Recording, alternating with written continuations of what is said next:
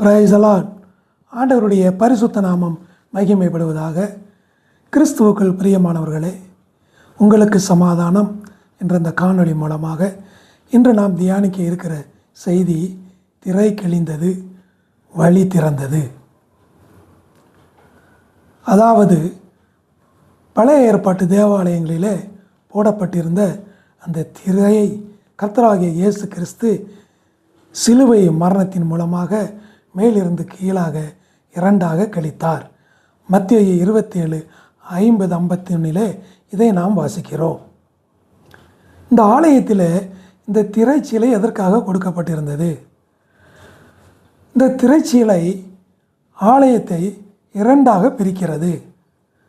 பிரகாரம், பரிசுத்த ஸ்தலம், மகா பரிசுத்த ஸ்தலம். இந்த பரிசுத்த ஸ்தலத்தில் தேவன் வாசம் செய்கிறார்.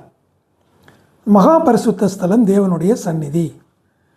இந்த இடத்திலே தேவனுக்கான பணிவிடையை செய்கிறவர்கள் லேவி கோத்திரத்தில் பிறந்தவர்களாக இருக்க வேண்டும்.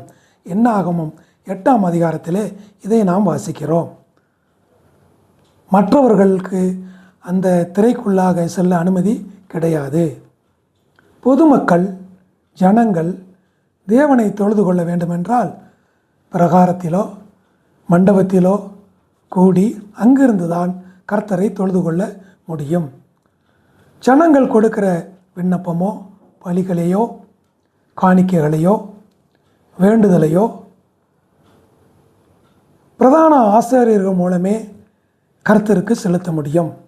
இந்த பிரதான ஆசாரியர்கள் ஜனங்களுக்கும் தேவனுக்கும் மத்தியஸ்தர்களாக இருப்பவர்கள். ஆக நேரடியாக ஜனங்கள் கர்த்தரை தொழுது கொள்ள முடியாது. இதற்கு தடையாக இருந்தது தான் இந்த திரைச்சீலை. இந்த திரைச்சீலையை இரண்டாக கிழித்தவர்தான் கர்த்தராகிய இயேசு கிறிஸ்து. அவர் மரித்து உயிரோடு எழுந்த பிறகு அவரை விசுவாசிக்கிற நாம் நேரடியாக கர்த்தரை தொழுது கொள்ளலாம்.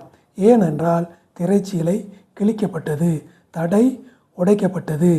அவரை விசுவாசித்தாலே போதும், நாம் அவருடைய புத்திரர்களாக ஆகிறோம்.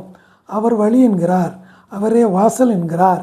ஆகவே அவருக்குள் நாம் பிரவேசிக்க அவரை விசுவாசித்தால் போதும். தேவன் பட்சபாதம் இல்லாதவர்.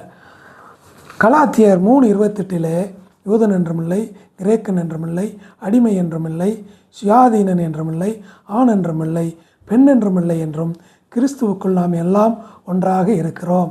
ஆக பிறப்பால் வேறுபாடு கிடையாது. கர்த்தருக்குள் நாம் எல்லாம் ஒன்று.